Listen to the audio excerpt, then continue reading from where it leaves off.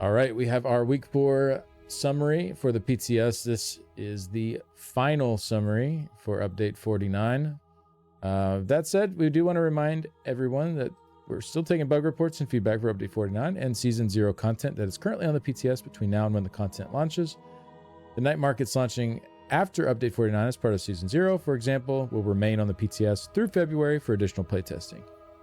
We're also discussing some potential changes to the PTS to better match the seasonal release schedule. We'll update you when we have more concrete details to share. As with our previous PTS weekly summaries, this post compiles a high-level summary of update 49 PTS, week 4 top feedback points and issues. The purpose of these weekly PTS summaries is to give you visibility into the main pieces of feedback and most prominent bugs we're tracking.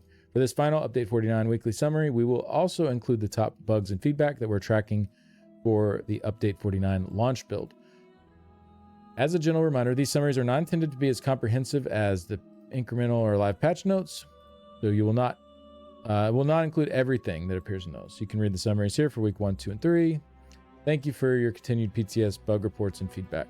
All right, here we go. Dragonknight class refresh. Dragonknight Standard and Standard of Might bug. The duration is being incorrectly affected by Elfbane, so it looks like Elfbane is adding 5 seconds to these, even though there's no flame damage on them anymore. The shifting standard morph has flame damage, so it should add 5 seconds to those, but it should not to these. I say just give these a little bit of flame damage. Like, people want it on there anyway. It doesn't have to be a lot. It can be a very low value of flame damage. That, given the current state of the skill, actually put it in a really good spot, and having it be able to be affected by Elfbane is a really cool option since it buffs your group too. So could be a fun little niche kind of support thing there, you know, probably not anything meta, but kind of a fun thing to play around. So instead of focusing on like fixing this bug, I would just make it so that it works. Add a little flame damage. Earthspike Mantle, this is a carryover from previous PTS weekly summaries. The updated visuals based on community feedback went into week 2. Okay. So they can't fix the rest of it for now. General Dragonknight class, balance and power. We are continuing to monitor your feedback following the latest Dragonknight class refresh updates we shared here. We've seen some reports that the Dragonknight damage output seems to have gone down between PTS week 3 and PTS week 4. Yep. We are seeing the same thing on our end and are digging into it. Thank you again to everyone who has contributed bug reports, feedback, and discussions during this PTS cycle. We greatly appreciate your collaboration. So,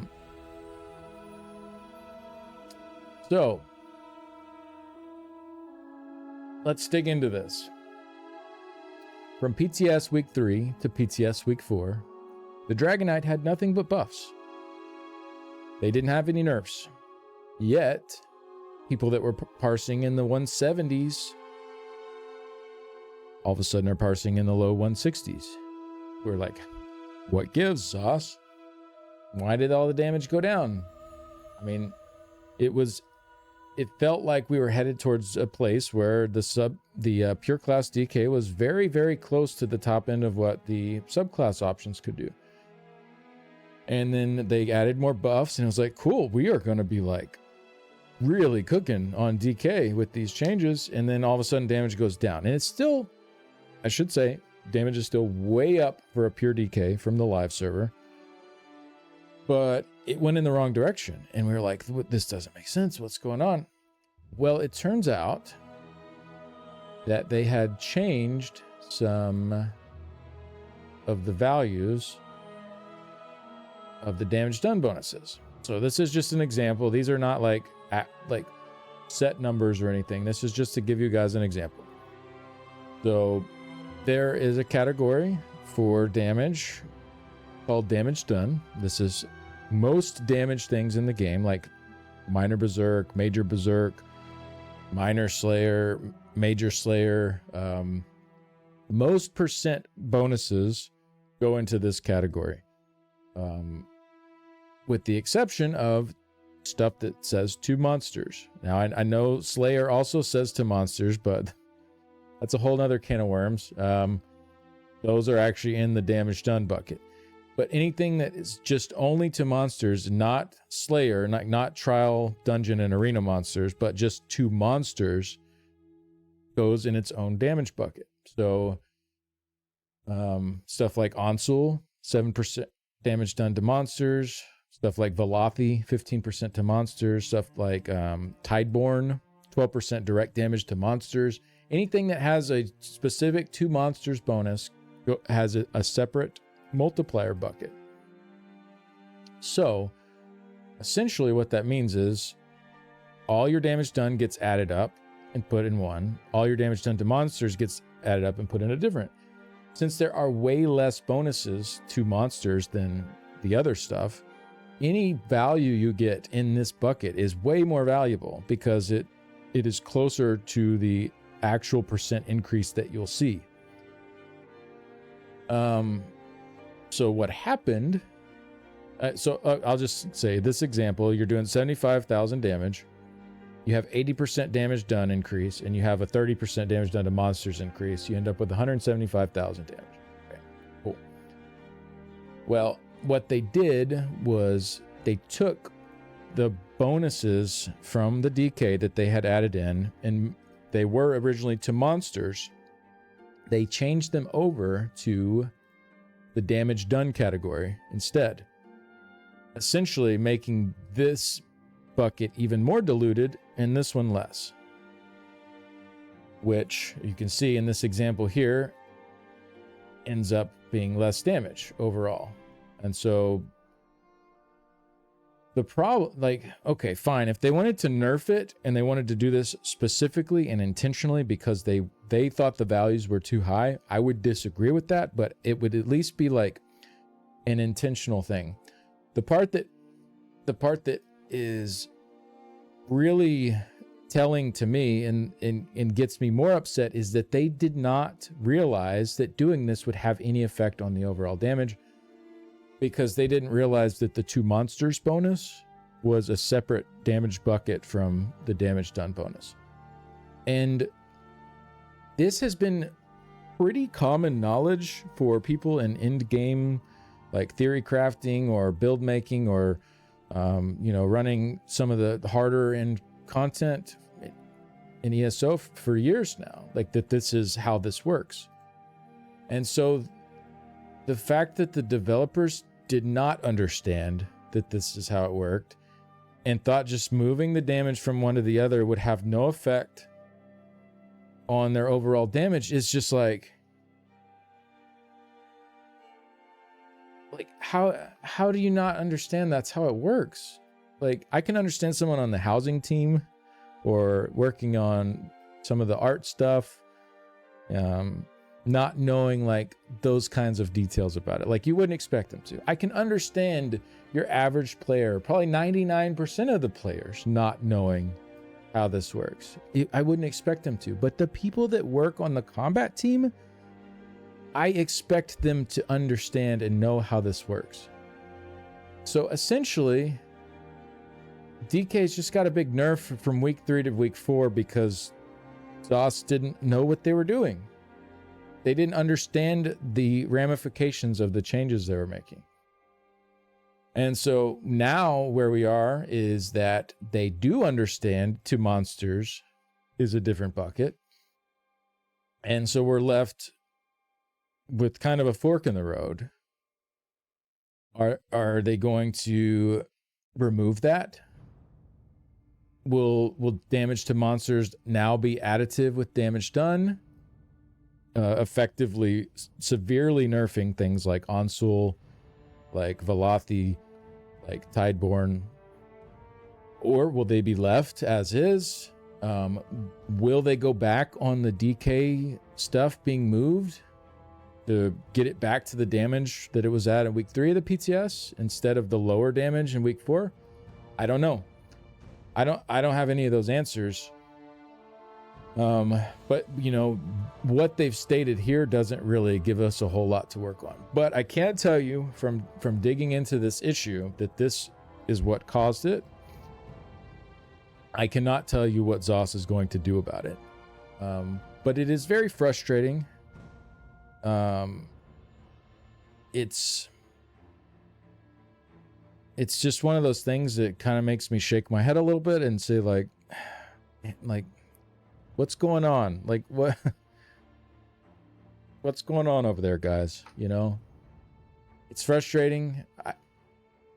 End of the day, if they can just fix this and it goes live and it's fine and it's back to how it was, honestly, like, you learn from your mistakes, you move on, you know how it works now. We all are okay, right? We can move forward with this, but it's still kind of frustrating that we're here in the first place, even like talking about this or dealing with this. But if they can fix it, then, you know, end of the day, no harm, no foul. We can move on with it. So I hope they can. I'm guessing it's going to go live not fixed because the PTS is over. But we'll see. We'll see what happens. But yeah, I think that pretty much covers that part of it. Inferno and Incinerate bug. These abilities are not proccing direct damage or direct damage AoE item set abilities as they should. Currently investigating. So yeah, that's an issue. Those should obviously trigger those, and they're not. So it's good that they're looking at it. So maybe at the start of the patch, if you had an idea for these triggering some of those types of sets, that's not going to work, but it should be fixed eventually. Obsidian Shield and Fragmented Shield. The carryover, several polymorphs are not working. Okay, that's fine. Whatever, it's a visual thing. Okay, next up. Two-handed weapon skill line refresh. Over the past few weeks, we've seen your questions and suggestions related to the two-handed skill line refresh work, particularly on the combat and balance side. We recognize we could have been a little clearer with you about the planned scope of the skill line refresh work compared to that of the class refresh work. I'd like to take a moment to explain that now. Our primary focus with the refresh work is the classes, which, as you've probably noticed with the Dragonknight, is a pretty extensive holistic overhaul that includes animations, VFX, audio, and combat balance work. While the weapon skill lines are part of the class and skill line refresh efforts, they are getting a lighter touch than the classes. Weapon skill line updates are weapon skill line updates are and will be largely on the animations, audio, and VFX side, with some minor balance adjustments where needed. If we plan out any major overhauls of skill lines outside of the classes in the future, those would come after the class refresh work is complete. We do see your feedback about the two-handed skill line and greatly appreciate the time and effort spent on those posts. In the short term, we will continue to make minor balance adjustments and bug fixes to this skill line. So, I was saying earlier in my stream that this just feels like they're creating an argument to argue against that doesn't exist. Like, I didn't really see many people asking for a major overhaul of the two-handed skill line. I think the minor adjustments is what people are looking for. The adjustments to the passives, slight adjustments to the skills so that the two-handed line feels like a more viable option to use as a front bar weapon. Currently in PvE, two-handers really only used as a back bar stat stick because of the Maelstrom two-hander. Like, that's really about it. And as a front bar weapon, there's a lot of people that would love to use it in that scenario.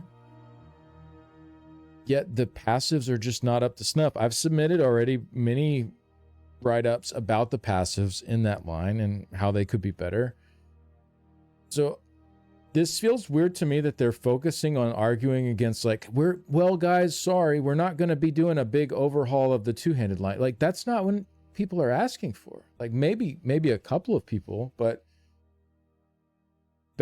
based on what I've seen in discussions, like, those aren't the kinds of things people are asking for. They just wanted it to be put into a viable place. You know, we have this comment here from Creative Excuses. He posted that changing a single passive to make the weapon type a good front bar option should only take 30 minutes tops. It's a minor change. Make follow-up a good passive. Done. Like, that's the kind of stuff we're talking about here. Not needing a giant overhaul. Like, we just want the existing things we have to feel good and to feel impactful. So I feel like this is a bit of like a straw man argument where they're like giving a position that doesn't really exist to argue against, just to like be able to argue against it, when really they've neglected a different part that is actually what players want. And so they didn't have a good argument against that part. So instead they argue against something that people are not actually even really asking for. And I feel like I just got to call that out, because it's really BS overall. It's really like, I can see when people are doing that. Like, it's pretty clear. This is not the way. You're not slick here, like dancing around it and arguing against something that people aren't actually asking for. Like, this is not the right way to do this. We just want some adjustments, some simple adjustments to the passives, maybe some simple adjustments to the skills to make it a more viable option. But yeah, it's disappointing to read stuff like this. So hopefully we can get a little bit more there and not more excuses. But yeah, let's move on. Miscellaneous combat stuff, engulfing Dragonfire and Fate Carver. Spamming between these two channeled abilities while moving can result in the player character freezing in place during the channel. We believe this is an older bug that's unrelated to the Dragonknight class refresh work. Okay. Yorvold's Guidance. If you lose the set bonus while in combat, various abilities will no longer be affected by Yorvold's Guidance until you re-enter combat while having the Yorvold's set bonus active. We're currently investigating. And then Rush of Agony and Warden Charm script. We've seen your bug reports, feedback, and general concerns about these two things. While these are not explicitly related to the PTS cycle, we wanted to acknowledge that we do see your posts and are investigating the CC-related issues you've raised. With the upcoming Warden class refresh, our next one, we will be looking at every facet of the class, including the Warden Charm script. I'd love if this was something maybe a little less trolly in PvP and a little more useful in PvE at the same time.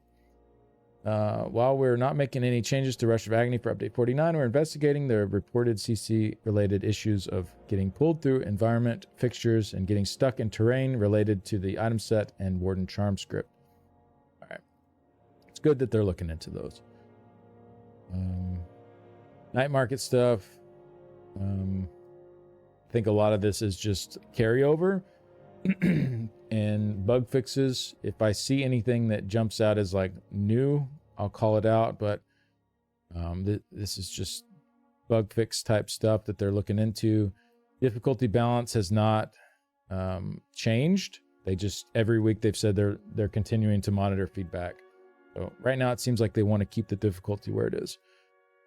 Some more bug fixing. Continuing to read the feedback about the factions being locked into one each time it's available. So nothing changing for now, but they're looking into that, meaning they're not changing it, but you're welcome to keep sending feedback. Maybe if it was overwhelming enough, at some point they could change it. I think generally what they're saying here. Favor gain UI bug. Non-combat adjustments. Yeah, it looks like the cap. Seen some feedback about the 36-player cap. Concerns it might be too low. Have the ability to slightly raise it. We would wait and see what it's like on the live servers. So they're going to go with the 36-player cap.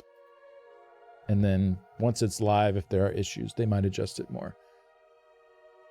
Another bug. And then they're going to continue with needing the keys and all the ways you have to access the content like it is now. So you need to get all the relics. That's an account-wide unlock. Then you only have to do that once. Then every time you want to go up the ladder of the bosses to get to the trial, you have to get your keys. Repeatable process. Doesn't really take too long. I don't think it's that big of a deal. I know some players really don't like that. If you get a group of 12 together, honestly, the best thing is probably just to do the whole process together. Go start at the bottom tier of bosses and work your way up to the trial part. You probably knock it all out in well under a normal, like, scheduled raid time. So I think it's probably fine. You know, we'll see when it goes live if it's causing a lot of friction there. For Cyrodiil, player characters can currently become stuck if they respawn at a fort camp that has been placed over the top of a well. Heal over time changes. So this is just based. This is the same as what we read last week. So nothing new there. It doesn't look like. The Vex City Way Shrines. We zoomed into the library. Okay. Tamriel Tomes. Testing for this PTS Tamriel Tome continued. Let's see. This is a carryover from last week. We've seen the feedback on the boxes and the team agrees we'll be removing them and just using the claimed 0/X nomenclature in the UI. Will be updated ahead of the season going live. Okay. Challenges, UI hotkeys are inconsistent with other parts of the game. So flaming is now E, pin is F, reroll is R. Okay. Good. That's good. Default key not changeable, so that will be fixed for when it goes live. It's clear that you can only reroll. It's unclear that you can only reroll weekly challenges. All right. One of our tutorials states that you can reroll challenges for gold, but you cannot do so. Incorrect text made its way to the PTS. Rerolling weekly challenges for gold is a feature we plan on adding in a future patch. This will be updated for U49 ahead of it going live. So you have a certain amount of rerolls you can use every week on your challenges. Beyond that, you can continue to reroll as much as you want with the gold cost. So if you really don't like what you're getting to do, the activities, you don't have to do them. You might have to spend some gold to get to the activities you do want to do. All right. Open one chest from treasure trap. Treasure maps bug. Okay, fixing that bug. Pressing Alt exits. They're gonna make it just go back. Tamriel Tome bonus pages do not clarify that they're bonus pages. Okay. Tamriel Tome's display bug. You can reload your UI as a temporary workaround. Okay, they're gonna fix that too. Text kerning for daily login challenge. That'll be fixed before it goes live. Okay, so just lots of little like UI and bug fixes and text cleanups to make this a better experience. For the Gold Coast Bazaar, the skill styles preview, we do hear feedback at this time. Skill styles do not have previews in the Gold Coast Bazaar. That's kind of weird. I guess you can always just look those up in your internet browser if you're curious before you buy it, but it is a little weird. You can't preview them. Tone Points icon. Seen some calling out. It's too similar to the in-game icon for gold. They're exploring options to address the feedback.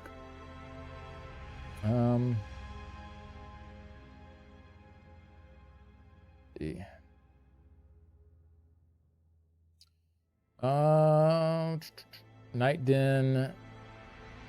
Additionally, when it doesn't have a icon on the map. I noticed that too, so they're going to fix that. Base pet in morphing collectible feedback. This is a carryover from previous PTS week summaries. We are including here to maintain visibility. We've seen your suggestions and our senior questions and feedback. While this change was in the week 1 PTS patch notes, there were additional questions about specific scenarios based on currently owned fragments or previously unlocked base pet. I have a short fact to address these common scenarios that'll come out before it launches. Okay.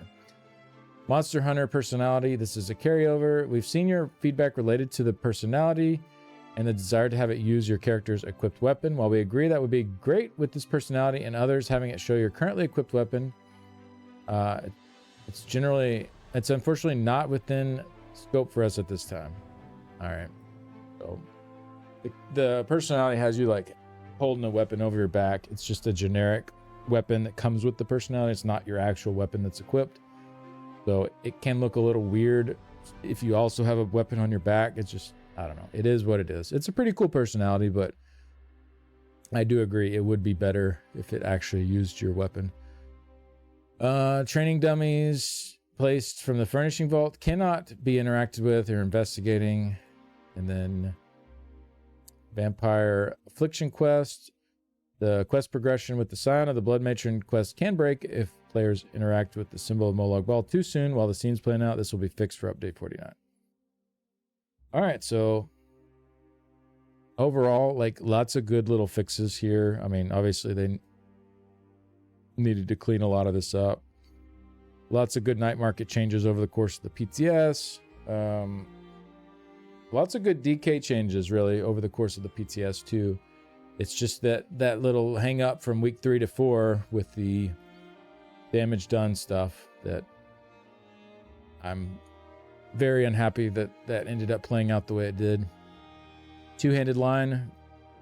Would love to see some fixes for the passives to be more useful, or minor adjustments to a few of the skills, like stuff that makes it a more viable front bar option would be great.